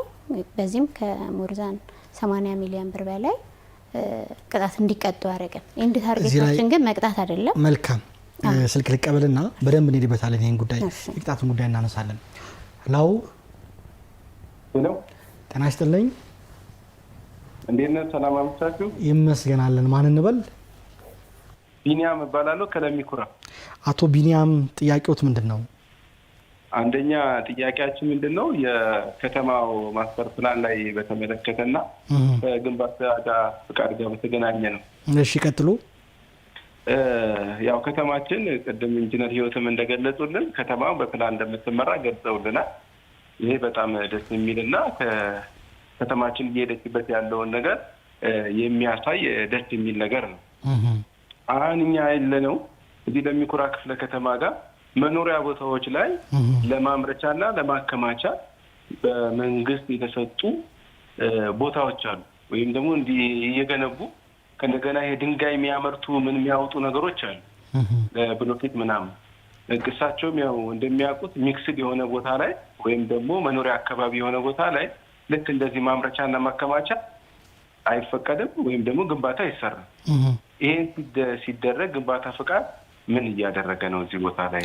እንደው ግልጽ እንዲያደርጉን ወረዳ የት አካባቢ የሚታወቅ ከሆነ ቀጠናም ቢያስቀምጡልን። ወረዳ 14 ወረዳ 14 ለሚኩራ ወረዳ 14። እሺ መልካም። ቦታው ኮንዶሚኒየም ውስጥ ያለ ነው። እዛ ቦታ ላይ ይሄን ጉዳይ ተፈጥሯል ማለት ነው። መልካም። ሌላኛው ጥያቄ ደግሞ ያው ከተማችን ያው የኮሪደር ልማት እየተሰራ ደስ የሚሉ ለውጦች እያየን ነው። በግንባታ ፈቃድም ላይ እየተሰራ ያሉ ስራዎች ጥሩ ነው። ሆኖም እነዚህ የሚሰሩ ስራዎች ሲሰሩ ይሄ ማስተር ፕላኑን ያገናዘበ ስራ እየተሰራ ነው ወይ በትዕዛዞች ብቻ እየተሰሩ ነው ወይ ያለው የሚል ጥያቄ አለ። ይህንን ነገር ያው ካለው ነባራዊ ሁኔታ ቢያስረዱን። ሌላኛው የህግ የማስከበርና የቁጥጥር ስራ ላይ ነው ጥያቄ አለ። አንደኛ ሰው ከመሬት ተነስቶ ጣራ እስኪመታ ድረስ ባለስልጣኑ ዝም ይልና ግንባታው ሲጠናቀቅ ብቻ ህገወጥ ነው ብሎ ማፍረስ የሀገር ሀብትን ማባከን አይደለም ወይ? ግንባታ ሲገነባ ማቆም እየተቻለ ከተገነባ በኋላ ማስቆምና መቅጣት ያው የግለሰብ ሀብት ቢሆንም የሀገር ሀብት ነው ተደምሮ ይመጣው። ከስር ለህብረተሰቡ ክትትል እያደረግን መረጃ ብንሰጠው ቁጥጥር እያደረግንበት ወደ ህጋዊ መንገድ እንዲመጣ ብናደርገው ይሄ የተሻለ አማራጭ አይሆንም ወይ ከመቅጣታችን በፊትና ወደ እንዛ ነገር ውስጥ ከማግባታችን በፊት የሚለው ነው። ሁለተኛ የሴፍቲ ጉዳይ ነው ማነሳው። መልካም ይቀጥሉ። ለምሳሌ እኛ ሰፈራችን ወደ የካባዶ ወረዳ 14 አካባቢ ስለሆነ ሰናል ወተን አካባቢ አያት ሪል ስቴት ከፍተኛ የሆነ አደጋ ሰው ላይ ያደረሰ ነው። 2 ሰው ሞቷል። እዛ ጋር እግረኛ ላይ ሊፍት ወድቆ ማለት ነው። እንጨት ይወድቃል እዛ ላይ። ክትትልና ቁጥጥር የሚባለው ምንድን ነው? እኔ እስከሚገባኝ ድረስ የሆነ ይሄ እንጨት ምናምን ሲሆን ሰውን እያንዣለጠ ምናምን ይጥላል። እዛ ጋር የሚሰራው ህንጻ ደግሞ ትልቅ ነው እና እዛ ቦታ ላይ ሰው እስኪሞት ድረስ ነው የሰው ልጅ ክብር የለውም ወይ? እዛ ደረጃ ላይ ለምንድን ነው ማንደርስ? ቁጥጥር ለምንድን ነው የማይደረግበት? ለአልሚውስ ለምንድን ነው የማይነገረው የሚል ነው። አቶ ቢኒያም ስለደወሉ ከልብ ማመሰግን። አጠር አድርጋ አቅርቡና እንስነባበት። እሺ ቅሬታ አንድ ሰው ሲያቀርብ የት እንዴት እንደሚያቀርብ ቢያስረዱ። ለምሳሌ እንደዚህ አይነት ችግር ሲፈጠር እንደዚህ ስጋት ስናይ የት እናቀርብ የሚል ነው። አመሰግናለሁ። ስለደወሉ ከልብ እናመሰግናለን። ምላሹን ይከታተሉ። ኢንጂነር ወርሶኑ መለሰው የሴፍቲ ጉዳይ ነው ያነሳነው። በነገራችን ላይ አቶ ቢኒያም ያነሷቸው እኔም ከለየኋቸው ችግሮች አንደኛው ወሰን አካባቢ ጠፋታል ብዬ አላስብም። ከዚህ ከሪል ስቴት ካምፓኒ ጋር በተያያዘ ችግሮች እንዳሉ የግንባታ ሂደት ላይ ተጽዕኖ እየፈጠረ እንደሆነ የተለየ እንደሆነ እኔም ካስኩ መረጃዎች አንዱ ነውና አካተው የዚህ የግንባታ ሴፍቲን በተመለከተ ይቀጥሉ የጀመሩት ሀሳብ ስላለ እንግዲህ እንዳልኩትኝ ተስማምተን በጋራ እነኚህ ስቴክሆልደርስ ወይም ተዋናዮች ባሉበት ተማምነን የጀመርነው።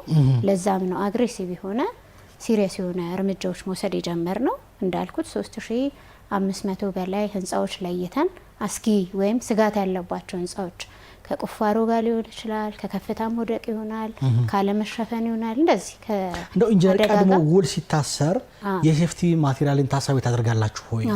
እሱን ልምጣለ እሱን በደንብ ያብራሩልኝ። ምክንያቱም ችግሩ እየተፈጠረ በኋላ እየሄድን ያለ ነው። ውሉ ሲታሰር ፍቃዱ ሲሰጥ የሴፍቲ ጉዳይን በተመለከተ እናንተ እይታ ምንድን ይመስለኝ ያብራሩልኝ። እሺ ይቺን የጀመርኳትን ልጨርስና መልካም። ስለዚህ ምንድነው ያደረግነው? እዚህ ቦታ ላይ ትልቅ ክፍተት እንዳለብን እንደ ከተማ አሁን ከተማችን ከሚጠበቅባት የለማች ከመምጣቷ ሁኔታ ከፍተኛ ህንጻዎች እየተገነቡ ከመሆኑ አንጻር ይሄን ነገር ቆም ብለን መቅደም አለብን። ካልቀደምን ልማቱ ብቻ የሰውን ህይወት ታሳቢ ያላደረገ እንዳይሆንብን መቅደም አለብን የሚለውን ነገር ነው የወሰድነው። በዚህም በመግባባታችን ምንድነው ያደረግነው? ቅድም እንዳልኩት ህንጻዎችን ለየን፣ አስቆምን፣ እነሱ ላይ ሲሪየስ ስራዎች ሰራን። ከዛ በመቀጠል ግን መቅጣት ብቻ አይደለም ማስተማር አለብን ብለን ተማመንን። ስለዚህ ብዙ ባለሙያዎች በሴፍቲና ሄልዝ እንዲሁም በስነ ምግባር ስልጠና ሰርቲፊኬሽን ያላቸው ብዙ የሉንም እንደ ከተማ ማለት ነው። ስለዚህ በዚህ ዙሪያ ብዙ ሰልጣኞችን ማሰልጠን አለብን ብለን ከሚመለከታቸው ተቋማት ጋር በመተባበር ስልጠናዎች ጀምረናል። በአሁኑ ወደ 6 ዙር አሰልጥነናል። ከ870 በላይ ባለሙያዎችን በዚህ ሰርቲፋይድ አድርገናል። ስለዚህ ቀጣይ እያንዳንዱ ሳይት ላይ እንደዚህ አይነት ይሄን ብቻ የሴፍቲ ስራ ብቻ የሚከታተል ባለሙያ በተለይ ከነኚህ አስጊ የተባሉ ኮንስትራክሽኖች ላይ አሳይን የምናደርግበት አግባብ ይኖረናል። በዚህ አመት ብቻ 2000 እናሰለጥናለን ብለን ሄድ ነው። 6ኛ ዙር ላይ ደርሰናል። ጥሩ ሄዷል። ሚዲያዎችም ሊያግዙን ይገባል። በዚህ ነገር አዌርነስ ሰው ሰራተኞቹ ጋርም ክፍተት አለ። ሄልሜት ለምን አታረግም ስትለው ይሞቀኛል ይልሃል። ሴፍቲ ጫማ ለምን አታረግም ስትለው ይከብደኛል ይልሃል። እንዲህ አይነቶችም ነገሮች አሉ። አቅርቦት ላይም ችግር አለ። ማርኬት ላይም በተለይ ቅድም ያነሳችሁት በተለይ የስካፎልዲንግ ላይ የብረት ስካፎልዲንግ ላይም እንደ ከተማ እጥረት አለ። አበለብል አይደለም ከተማ እዚህ ላይ ያዙልኝ። የብረት ስካፎልዲንግን በተመለከተ ስልክ እንቀበልና በደንብ እንነጋገርበት። ሄሎ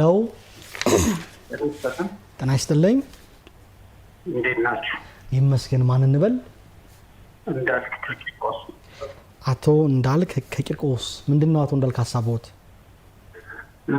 ሀሳቢ የቂርቆስ ክፍለ ከተማ 05 መሪ ነኝ። እሺ። በዙሪያዬ ከቤታችን አጠገብ ህንጻ እየተሰራ ነው። 11 ፎቅ እና ከህንጻው ቢያንስ 2 ሜትር እና ከዛ በላይ ቤቶች መኖር የለባቸውም ሴፍቲ ሲባል። ስለዚህ እነዚህ ከህንፃው 1 ሜትርና 2 ሜትር አጠገብ ግን ቤቶች አሉ። ከህንፃው ላይ እየወደቀ ብረት ቤት ውስጥ ሁሉ ገብቷል። ከአንዴም 2-3 ጊዜ ለወረዳው ስናመለክት ወረዳው መጥቶ ሲያይ እናንተ አይመለከታችሁም፣ ማዕከል ነው እኛን የሚያየው እያሉ በጣም አስቸግረዋል። ክፍለ ከተማም ላይ ሄደን አመለከትን። ተመሳሳይ ነው መልሳቸው። ከማዕከል ኮንትሮል የሚያደርጋቸው ሰው አለ ይባላል፣ ግን እሱን አካባቢ ላይ ያለን ሰዎች አናየውም። አሁን አሸዋውም ሲሚንቶውም ሁሉ ነገር በንፋስ በምናይ መልክ እየገባ ነው ወደ ቤት። ስለዚህ ይሄንን እንዴት ነው ልንሞትባችሁ ነው? አደራ እባካችሁ። መልካም፣ ስለደወሉ ከልብ እናመሰግናለን። ኢንጂነር ምላሽ ይሰጣሉ። አብረውን ይቆዩ። ኢንጂነር እሺ፣ የሴፍቲ ጉዳይ ነው እየመጣ ያለው። የሴፍቲ ጉዳይ ያው ሰፋ ስለሚል አጠር ለማድረግ እየሞከርኩኝ ነው። ክሪቲካሊ አቴንሽን ልንሰጥባቸው ከሚገባ ጉዳዮች አንዱ ስካፎልዲንግ ነው። ስካፎልዲንግ ላይ አሁን ባደረግነው ማጣራት ከተማው ላይ ከፍተኛ የሆነ እጥረት አለ። ስለዚህ በቀጣይ እዚህ ላይ ሊሰራበት ይገባል። ባለሀብቶቹም የሚያስመጡበት እዚህ አካባቢ ላይ ኦፖርቹኒቲ ያላቸው ሰዎች እንዲተባበሩ የብረቱ እጥረት መኖሩ ነው ወደ እንጨት እንዲጠቀሙ ያደረጋቸው ወይንስ የእንጨቱ ዋጋ አነስተኛ ስለሆነ ብረቱን ይተውት? እኛማ ምንም አንሰማም ማለት ይሄን ነገር ማስገደድ ብቻ ነው ያለብን። ከየትም ማምጡት ስሩት ነው። ግን ፕራክቲካሊ ደግሞ ያሉት ነገሮች በምንፈልገው ልክ እየመጡልን አይደለም ለማለት ነው። በቂ አቅርቦት የለም፣ በቂ አቅርቦት ስለሌለ ነው ብለን ነው እንጂ በእኛ በኩልም ይሄንን ቶለሬት ማድረግ የለብን ልማት እንዳይቆም ብለን ነው። እሱ ላይ ነው። ሌላ እዚህ ከደህንነት ጋር ያደረግነው እንዳልኩትኝ በጋራ እየሰራን ነው። በተለይ ከእሳትና ድንገተኛ አደጋ ከደንብ ማስከበር ጽሕፈት ቤት ጋር ከጸጥታ ቢሮዎች ጋር በጋራ አብረን እየሰራን ነው። ቅድም አሁን እንደሚሉት ተመልካቾቻችን ስጋት ያለባቸው ቦታዎች ሲኖሩ ኢሚዲየትሊ እርምጃ ለመውሰድ እኛ ሬዲ ነን። እንዳሉትም ግን በትክክለኛ ቢሮ ሄደው ከሆነ የክፍለ ከተማ የግንባታ ፈቃድና ቁጥጥር ባለስልጣን ቢሮ ሄደዋል ወይ? አንዳንዴ የተለያዩ ቢሮዎች መረጃ የሌላቸው የት ተቋም እንደሆነ ሄደው እንዳይሆን ነው ስጋቴ እንጂ የኛ ቢሮ የክፍለ ከተማ ላይ ያለ ጽሕፈት ቤታችን ከሄዱ ራሳቸው የሚከታተሏቸው ሳይቶች ከሆኑ ራሳቸው ግልጽ እናድርገው። ኢንጂነር ክፍለ ከተሞች እስከ ስንት ፎቅ ነው የሚከታተሉት? በማዕከል ደረጃ እስከ ስንት ፎቅ ነው የምትከታተሉት? እንግዲህ አሁን ከወረዳዎቹንም ጨምሮ ወደ ክፍለ ከተማ ስለመጣ የማስፋፊያ ክፍለ ከተሞች እስከ 7 ወለል ድረስ ያሰራሉ። የማዕከሎች ደግሞ የማዕከል ክፍለ ከተሞች ደግሞ እስከ 10 ድረስ ያሰራሉ። ከዛ በላይ የሆኑትን ደግሞ የኛ ዋና መስሪያ ቤት ያሰራል። ስለዚህ ከ11 እና ከዛ በላይ ፎቆችን የማዕከል ቢሮ የሚቆጣጠር ማለት ነው። ግን አደረጃጀታችን ይሄ ነው። በክፍለ ማንኛውም ስጋት ያለበት አካባቢ የሚኖር ሰው በክፍለ ከተማው ላይ ሄዶ ሪፖርት ቢያደርግ ይሄ የማዕከል ነው ብሎ አይተውትም። በአሁኑ አደረጃጀታችን እሳቸው እንዳነሱ ቂርቆስ አድማጭና ተመልካች እንዳነሱ የኛ ቢሮ በትክክል ሄደዋል ወይ የምትለዋን እንግዲህ ግንባታ ፍቃድ ይጠፋቸዋል ብዬ አላስብም። የቂርቆስ ከሆነ ወስደን እናስተካክላለን። ግን ምንድነው የምናደርገው? አልሚዎቹ፣ ኮንትራክተሩ፣ አማካሪው የማስጀመሪያ ፈቃድ ሲሰጣቸው ቢሮ ውስጥ ቁጭ ብለው ስራዎችን እንዲህ አምነው በጥራት ለመስራት በተፈቀደላቸው ስታንዳርድ ለመስራት ሴፍቲ ጠብቀው ለመስራት ቢሮ ውስጥ ተስማምተው ነው እንዲወጡ እያደረግን ያለ ነው። ቢሮ መጥተው ማየት ይቻላል። ቃለ ጉባኤ ተይዞ ተፈራርሞ አክብረው አካባቢውን ደህንነቱን ጠብቀው ስራ ሊሰሩ ነው ውል ገብተው የሚሄዱት መጀመሪያ ስራ ሲጀምሩ ቅድም ላነሳህልኝ። ስለዚህ እሱም መተግበር አለብን። የግድ ደግሞ ሲሆን አልሚዎቹ በአካባቢው ያሉ ነዋሪዎች የስጋት ደረጃ ካለባቸው ከዛ አካባቢ ወጥተው ቤት ኪራይ ተከራይተውላቸው ከስጋት ነጻ እስከሚሆን ድረስ የሚያኖሩበትም አሰራርም አለ። ስለዚህ እሱንም እንከታተላለን። ስፔሲፊካሊ ያነሳችኋቸው ለሚኩራ ወሰን አካባቢ የተባለውንም ሳይት አይተነዋል። ለምንድነው እርምጃ የማይወሰድ? በነገራችን ላይ ኢንጂነር ተደጋጋሚ ነው የዚህ በግልጽ አደጋ ያደረሰ ስለሆነ ማንሳቱ ጉዳት ያለበት መጠቀሱ ችግር ያለው አይመስለኝም። ሀያት ሪል ስቴትን በተመለከተ ወሰን አካባቢ እኔም በያዝኩት መረጃ ችግሮች እንዳሉ ነዋሪዎች እያነሱ ነው። ችግሮች ካሉ ለምንድነው በፍጥነት እርምጃ የማይወሰደው? ሰው ስንት ሰው እስኪሞት መጠበቅ ያለበት? ትክክል። ለመነሻችንም ሰፋ ብሎ የመጣ ቁጥርም በቀደም እንዳልኩት መጀመሪያ ስንጀምር በተከታታይ ቀናቶች ሰው ሲሞቱም ለእርምጃም ለመውሰድ ቆም ብለንም አሰራራችንን እንድናይ ያደረገን እሱ ነው። ስለዚህ ሲሪየስሊ ታይቷል፣ ሰዎች ሞተዋል። አሁን ግን በተሻለ መንገድ እየሰራን ነው፣ በጋራ እየሰራን ነው። ባለ አልሚዎቹንም ኮንትራክተሮቹንም አማካሪዎቹንም በጋራ አብረን እየሰራን ነው። ምንድነው ያደረግነው? አሰራራችን ላይ የክትትልና ቁጥጥር አሰራር ቼክ ሊስቶቻችን ላይ ያስገባ ነው። በፊት ሲሄዱ ሊከታተሉና ሊቆጣጠሩ ሲሄዱ ባለሙያዎቻችን ከኳሊቲ ጋር ያሉትን ነገሮች ስታንዳርዶች ብቻ ነበር ቼክ አድርገው የሚመለሱት። ብረቱ ምንድነው፣ ስፔሲንጉ ምንድነው፣ ኮንክሪቱ እንዴት ነው፣ ፍሎሩ እንዴት ነው የሚሉትን ነበረ አይተው የሚመጡት። አሁን ግን ይሄ ነገር ሲሪየስ ኮንሰርን ስለሆነ ሳይት የሚሄድ ማንኛውም ባለሙያ ሆሊስቲክ የሆኑ ነገሮችን አይቶ እንዲመጣ በአሰራራችን በቼክ ሊስቶቻችን ያካተትንበትና ጥሩ ግብረ መልስም ጥሩ ለውጦችም ያየንበት ሁኔታ ነው ያለው። እንግዲህ የሴፍቲን ጉዳይ እርሶም እንደወሰዱት ቀጣይ ስራ የሚያስፈልገው እንዳለ ከተማመንበት ነው። በቂ አይደለም፣ ገና ችግሩ አለ። አሁን እንዳየነው በምስል ላይም እንዳየነው ግማሹ ሳይሸፍን ጭምር የሚሰራ እንዳለ አይተናልና እሱን ተካትሎ የመውሰድ እርምጃ ላይ ባለሙያም ጉድለት ስለሚኖር እሱን መታየት ያለበት የሚል እምነት ያለኝ። ተደጋጋሚ ስልክ ጥሪ ስላለ በዳይሬክተራችን የተነሳ ነጥቦች ላንሳሉት። በተለይ ከዚህ ከወረዳ ወደ ማዕከል መምጣቱ የሚያነሱት ቀደም ብሎ ተዋይተንበታል። በርግጥ ከዚህ ከአረጋውያንና የእድሜ ገፉ ሰዎች አንጻር አገልግሎት ለማግኘት አሁንም እየደከሙ ነው የሚገኘው።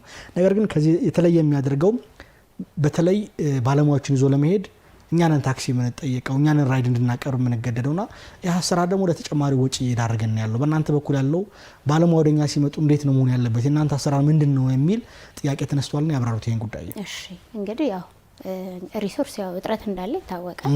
ሊሚትድ ነው ሪሶርስ፣ ግን ባለን ሪሶርስ አቅም ስራችን የምንሰራው በራሳችን ሪሶርስ ነው። በራሳችን ተሽከርካሪዎች ነው ስራ የምንሰራው። ግን ይሄ ነገር ሲሆን ደግሞ ሲገኝ የተጉላላ የተቸገረ ሰው ሲኖር ቢነግረን ወዲያው እርምጃ ለመውሰድ እንሞክራለን። ምንድነው የሚያነሱት? በግልጽ አማርኛ መኪና እንግዳ እናቀርባለን ይዘን ሲሄድ ለድርድርም አመች ነው ባለሙያ ዘንድ በምንሄድበት ወቅት ላይ። ስለዚህ ይሄ ነገር መታረም መቻል አለበት የሚል ሀሳብ አለና ወስደው መፍትሄ እንዲያመላክቱ ነው የምፈልገው ኢንጂነር። በዚህ ላይ እንወስደዋለን። ከዚህ በኋላ እኛ እንዳልኩት ቅድም እየሰራን ያለ ነው ባለን ሪሶርስ ነው። ወጥተው እንዲከታተሉም እንዲቆጣጠሩ ማንኛውም ሳይት መሄድ ሰው እንዲሰራ የምንጠብቀው። በዚህ መሀል ግን እንደዚህ አይነት አፕሮች ካለ አሁን ደግሞ ፈርዘር አይተ ነው እርምጃ እንወስድበታለን። ግን ቅድም ስለተጠየቀ በምንድነው ቅሬታ ማቅረብ የምንችለው ለተባለው ክፍለ ከተማ ላይ በቢሮ ባሉን አደረጃጀቶች እንዲሁም ደግሞ በማዕከል መጥተው በማንኛውም ሰዓት እንዳልኩት ቅድም እስከ ምሽቱ 2 ሰዓት እየሰራን ነው። ቅዳሜ እስከ ሙሉ ቀን እየሰራን ነው። የእሁዱን ነው ለጊዜው ያቆም ነው። ብዙ ስራዎች ከእጃችን ማውጣት ስለቻለን የእሁዱን ግማሽ ቀን ለጊዜው ትተናል። ስለዚህ በነጻ ስልክም 6377 ቢደወልልን አፋጣኝ እርምጃ ለመውሰድ ዝግጁ። መልካም። አቶ ቢኒያም ያነሷቸውን ከለሚኩራ ብንመለከተ ጥሩ ይመስለኛል። የአድማጫችን ሀሳብ ማስተር ምላን በተመለከተ የመኖሪያ ቤትና ማምረቻ ማከመቻ በቅይጥ አንድ ላይ አገልግሎት እየሰጡ ያለበት ሁኔታዎች እንዴት ነው የምትመለከቱት? ወረዳ 14 ለሚኩራ ችግር ገጥሞናል የሚል ነጥብ አንስተዋል። በተለይ አሁን እየተሰሩ ያሉ የልማት ስራዎች ከማስተር ፕላን አንጻር ምን ያህል ተግባሪ ናቸው የሚለውን ነገርም ስላዩት እንዲያነሱ ትፈልጋለሁ። ሌላው የህግ ማስከበርን በተመለከተ ቁልፍ ነው ብዬ የምወስደው ግንባታዎች ተጠናቀው ካለቁ በኋላ ነው ህግ ለማስከበር እየተካሄደ ያለው። ይሄ ደግሞ በሀገር ሀብትና ንብረት ላይ ጉዳት እያደረሰ ነው። ግንባታው እስኪጠናቀቅ ድረስ ግንባታ ፍቃድ የት ነበረ የሚል ጥያቄ ስላነሱ እባክዎት አቶ ቢኒያም ምላሽ ስጧቸው። እሺ ከመጨረሻው ስነሳ ግንባታው እስከሚጠናቀቅ ግንባታ ፈቃድ የት ነበር የተባለው የኛ ቢሮ በህጋዊ መልኩ መጥቶ ቢሮ ውስጥ ተመዝግቦ ላይሰንስ ይዞ የማይገነባን ሰው ላንከታተል እንችላለን። እውቅና የለውም ማለት ነው። ከኛ እንደዚህ በጥቆማ ወይ በክትትል ካልደረስንበት በስተቀር እኛ ጋር ሬጂስተርድ ሆኖ ክትትል የምናደርግባቸው ሳይቶች ማለት ኦልሬዲ ፈቃድ ወስደው ባለቤት ተፈጥሮላቸው የሚከታተል ባለሙያ ተመድቦላቸው የሚሰሩ ሳይቶችን ነው እኛ ህጋዊ የምንላቸው። እንደዚህ አይነቶችን ግን በአዋጅን በደንብን በመመሪያም የተሰጠው ኃላፊነት ለከተማችን የደንብ ማስከበር ባለስልጣን ነው። በየአካባቢው ላይ ግንባታዎች ሲከናወኑ ሄዶ ቼክ ማድረግ፣ ግንባታ ፈቃድ ከየታለ ብሎ የመጠየቅ፣ ግንባታ ፈቃድ የሌለ ሆኖ ሲገኝ እርምጃ የመውሰድ ሙሉ ሌጋል ማንዴት የተሰጠው ደግሞ ለባለስልጣን መስሪያ ቤቱ ነው። ከዛ ደግሞ ሲገኝ ደግሞ ለምንድን ነው የሚፈርሰው የሀገር ሀብት ነው የተባለው ነገር ቅድም ጠቅሻለሁ። በተቻለ መጠን ወደ አሰራር ለማምጣት ነው የምንሞክረው። እንዲፈርስ ከማድረግ ይልቅ ወደ አሰራር ነው የምናመጣው። እንዳልኩት ቅጣቶቹን ተቀጥቶ ወደ አሰራር እንዲገባ ነው የምናደርጋቸው። እንጂ የማፍረስን ኢንከሬጅ አናደርግም። ምናልባት ትንንሽ ነገሮች ዲስከሬጅ ለማድረግ ህገወጦችን ዲስከሬጅ ለማድረግ የሚነቃቅሏቸው ጣራዎች እንደዚህ መሳጥሮች የመሳሰሉ ነገሮች ነው እስካሁን እንጂ ትልልቅ ህንጻዎች ሲፈርሱ ከተማ ውስጥ አላየንም። ክሪቲካል ችግሮች እንኳን ገጥመው ወደ መስመር ለማስገባት ነው ጥረት እያደረግን ያለ ነው ለማለት ነው። እሳቸው ያነሱትን እንዲመልስ እንፈልገው ሌላው ከመኖሪያ ቤት ቦታ ጋር በተያያዘ ማምረቻና ማከማቻዎች አብሮ ሆኖ ግንባታ እያከናወኑ አገልግሎት የሰጡ የተረበሽን ነው የሚል ነገር ማስተዋል። እስኪ ስፔሲፊካሊ ሳይቱ ይታያል ወረዳ አሁን ስለጠቀሱልን ይዘን ሄደን እናያለን። ግን ያው ማስተር ፕላን ሲባል አንድ አካባቢ ላይ የተለያዩ አክቲቪቲዎች ሊኖሩ ይችላሉ። ግሪን ይኖራል፣ መንገድ ይኖራል፣ ህንጻዎች ይኖራሉ፣ ሆስፒታሉ የተለያዩ ፋንክሽኖች አንድ ቦታ ላይ ሊኖሩ ይችላሉ። ማምረቻና ማከማቻም አካባቢው ላይ ፕላኑ ከፈቀደ ሊኖር ይችላል። ይሄ ግን ስፔሲፊካሊ መንደር ውስጥ ኮንዶሚኒየም ውስጥ እንዴት ሆነ የምትለው አይተን ከፕላንና ልማት ቢሮ ጋር ምላሽ እንሰጣለን። መልካም። ከሰኔ 2016 ዓ.ም እስከ ሰኔ 2016 ዓ.ም እስከ ሰኔ 2017 ዓ.ም በለሚኩራ ክፍለ ከተማ የተሰጡ የግንባታ መጠቀሚያ ፍቃድ ክዋኔ ኦዲት የተሰራ ሲሆን በኦዲቱም ሰፊ ችግር መኖሩ ተመላክቷል። በጥቅሉ የክዋኔ ኦዲቱን ስንመለከተው ኢንጂነር በ9 ወረዳዎችና በ68 የመጠቀሚያ ፍቃድ ላይ መሰረት ያደረገ ሲሆን 24.34% በተሰጠው የሰሩ ናቸው። 24.34% በመቶ በተሰጣቸው የግንባታ መጠቀሚያ ፍቃድ ያከናወኑ ናቸው። 22.32% ደግሞ የመኪና መቆሚያ ችግር ያለባቸው መሆኑ ተመላክቷል። 17.24% የመረጃ ልዩነት መኖሩን ያሳያል። 7.1% የግሪን ኤሪያ ችግር መኖሩን ያመለክታልና ይህ ይፋ የተደረገ የክዋኔ ኦዲት ስንመለከት የመጠቀሚያ ፍቃድ አሰጣጥ ላይ ችግር መኖሩን በጥልቀት ያሳያልና በተለይ ባለስልጣኑ ከመጠቀሚያ ፍቃድ አሰጣጥ አንጻር ምን አይነት ክትትልና እርምጃ እየወሰደ ነው የሚለውን እንዲያነሱ ትፈልጋለሁ። ጥሩ ማሳያ ይመስለኛል ይሄ ጉዳይ። ኦዲቷ የማን ኦዲት ነው? ኦዲቱ የፕላን ልማት ቢሮ ያከናወነው ነው። ኦኬ እሺ። እንግዲህ ባለስልጣኑ በተሰጠው ፈቃድ መሰረት ክትትል ባደረገው መሰረት ሙሉ በሙሉ ወይ በከፊል የተጠናቀቁ ህንጻዎች መጠቀሚያ ፈቃድ ይሰጣል። እንግዲህ እነኚህ እንደዚህ ከተገኙ ወስዶ እርማት ማድረግ ነው የሚጠበቀው። ይህንን ኦዲት አጋጣሚ ያላየሁትም ይሄን ሪፖርት ምንድነው እኛ እየሰራን ያለነው ቅድም ባልኩክ የመጠቀሚያ ፈቃድ ፈልጎ የሚመጣ ሰው ከግንባታ ፈቃድ ጀምሮ የነበሩትን ሂስቶሪካል መረጃዎች ይዞ የተገኘ ህንጻ ላይ ነው መጠቀሚያ ፈቃድ ጓሄድ ተብሎ የሚሰጠው። እያንዳንዷ ነገር ኢንስፔክት ተደርጋ ነው አገልግሎት ላይ መዋል ይችላል፣ ጥቅም ላይ መዋል ይችላል ብሎ ፈቃድ የሚሰጠው። ከዚህ ውጭ ግን ሆኖ እነኚህ ነገሮች ሲገኙ እንዲያስተካክሉ ይደረጋል። አሁን ፈቃድ ጠይቀው ሲመጡ ኢንጂነር ችግሩ ጥልቀት መኖሩን ለምሳሌ ግሪን ኤሪያዎችን ሙሉ ለሙሉ ሆን ብሎ መተው፣ የመኪና መቆሚያዎችን ሌላ አገልግሎት መጠቀም፣ ሴፍቲ ቦታ አስፈላጊ ተብሎ የተለዩ ቦታዎችን ሌላ አገልግሎት መጠቀም፣ የፕላን ሁኔታዎች ጭምር የዚህ ከመጠቀሚያ ጋር ተያይዞ የሚሰጣቸውን አገልግሎትን ሙሉ ለሙሉ ከተግባር ውጭ የማዋል ስራዎችን በደንብ ያሳያል። ይሄ ምናልባት የፕላን ልማት ቢሮ አንዱን ክፍለ ከተማ ስላደረገ ነው እንጂ በሌሎች ክፍለ ከተሞች ቢታይ ይሄ ችግር አይኖርም ብሎ መደምደም አይቻልም። የችግሩ ስፋት ግን ሰፊ እንደሆነ ነው ያየሁት። ያንዳንዱ በፎቶም በመረጃም ስላስቀመጡትና በተለይ በክፍለ ከተማ ላይ የሚገኙ አመራርና ባለሙያዎች ከግንባታ ፍቃድ መጠቀሚያ አሰጣጥ አንጻር ያለውን ጉለት በእናንተ በኩል ምን ያህል ክትትል እየተደረገ ነው የሚለው እንዲያነሱ ስለፈለኩ ነው። እዚህ ላይ በትክክል ነው ክትትሎች የምናደርገው፣ ቁጥጥሮች የምናደርገው። ችግሮች ሲገኙም ደግሞ እርምጃዎች እየወሰዱ ነው። ለምሳሌ አንድ ሰው የመጠቀሚያ ፈቃድ ፈልጋለሁ ብሎ ቢሮ ይመጣል። ከዛ በኋላ ሳይቱ ይታያል። ዲዛይኑ የተፈቀደለት ክትትል የተደረገው ጉዳዮች ይታያሉ፣ ኢንስፔክት ይደረጋል፣ ቼክ ኤንድ ባላንስ ይደረጋል። እዛ ላይ ክፍተቶች ካሉ ለምሳሌ የፓርኪንጉን ወደ ሌላ አገልግሎት ቀይረውት ይገኛል። ፍሎር ሃይት የሆነ ነገር ስቴር ምናምን የሆነ ቴራስ ጨምሮ ይገኛል። የተለያዩ ነገሮች ዲፌክቶች ይገኛሉ። ሲገኙ ምላሽ ይሰጣል። ለዛ ጠያቂ ምላሽ ይሰጣል። እነኚህ አስተካክለ ስትመጣ ነው መጠቀሚያ ፈቃድ መሰጠህ ይባላል። ሰውየውን በተሰጠው የጊዜ ገደብ መሰረት አስተካክሎ መጥቶ ነው መጠቀሚያ ፈቃድ የሚወስደው። እነዚህ ነገሮች እንግዲህ ከተገኙ የሚሆነው ቅድም ያልነው የስነ ምግባር ጥሰቶች ናቸው የሚሆኑት። ስለዚህ ወስደን ለማረም እንሰራበታለን። መልካም። በነገራችን የኛ ዜና ክፍልም ይህን ጉዳይ በጣም በቀላል የሚመለከተው አይደለም። እርምጃ ሲወሰድ ተገኝተን ለተመልካቾቻችን የምናደርስ ነው የሚሆነው። መረጃዎችን በማቅረብ ጭምር እንተባበራለን። ከስራ አንጻር ግድፈት ስላየንበት ማለት ነው። ሌላ ማነሳለው ጥያቄ የውጭ ማስታወቂያዎች በተመለከተ ነው።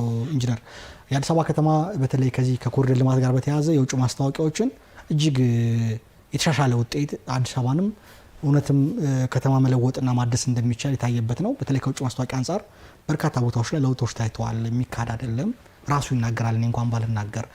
ይሁን እንጂ በተለይ ከኤልኢዲ ማስታወቂያዎች አንጻር ኢንጂነር ልብ ብላችሁ አስተውላችሁ ከሆነ አንዳንድ ቦታዎች ላይ ለአደጋ በሚያጋልጡ መልኩ ከፍተኛ የብርሃን ጨረር የሚለቁ የኤልኢዲ ማስታወቂያዎች አሉ። ቦታዎችን መጥቀስ ይቻላል።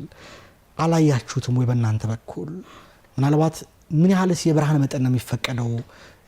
ትላልቅ ቦታዎች ነው አሽከርካሪ መኪና ይዞ ለሚመጣ ሰው በጣም የሚያስደነግጡ ብርሃኖች ናቸው፣ ለአደጋ ያጋለጣሉና በእናንተ በኩል ምን አይነት ችግር ከለያችሁ ምን አይነት ማስተካከያ እርምጃ እየወሰዳችሁ ነው? እሺ ያው እንግዲህ እነኚህ የዲጂታል ማስታወቂያዎች እንዳልከው ነው ከተማ ስታንዳርዳችንን አንድ ስቴፕ ከፍ እያደረጉልን ያሉ ዓለም አቀፍ ተሞክሮ አዳፕት የተደረገባቸው ናቸው። በዚህ መሀል ያው ግንባታ ፈቃዱ ሲሰጠው እነኚህ ነገሮች ኮንትሮል እንዲያደርግ ነው። አሉ ሲስተሞች አሉ፣ ዘመናዊ መሳሪያዎች አሉ፣ ዲቴክተሮች አሉ፣ እነሱ ይገጠሙላቸዋል። ስለዚህ ሴንሰር አለ። በብርሃኑ በኤግዚስቲንግ ብርሃን መንገድ ላይ ባለው ጨለማና ብርሃን ባላንስ አድርጎ ዲቴክተሩ እዛው ሪስፖንድ እንዲያደርግ ነው። ቀደም ሲል አልነበሩም ይሄ እነኚህ ቴክኖሎጂዎች። በአሁኑ ሰዓት ግን እነዚህ ነገሮች ሚኒማይዝድ እንደሆኑ ነው ያለን። እነኚህ ችግሮች እንደተቀረፉ ነው ያለን መረጃ። ግን ስፔሲፊክ ቦታዎች ካሉና ወስደን ማረም ያለብን ቦታዎች ካሉ እናርማለን እንጂ ዲቴክተሮች አላቸው፣ ይገጥማሉ፣ ኮንትሮል ቼክ ይደረጋሉ። በእናንተ በኩል ቼክ አላረጋችሁትም?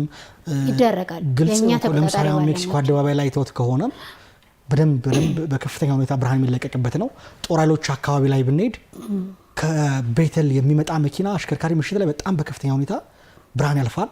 መገናኛ ብንመለከት መገናኛ ድልድይ ስር ከወሰን ላይ የሚመጣ ሰው በጣም ከፍተኛ የሆነ ብርሃን አለ።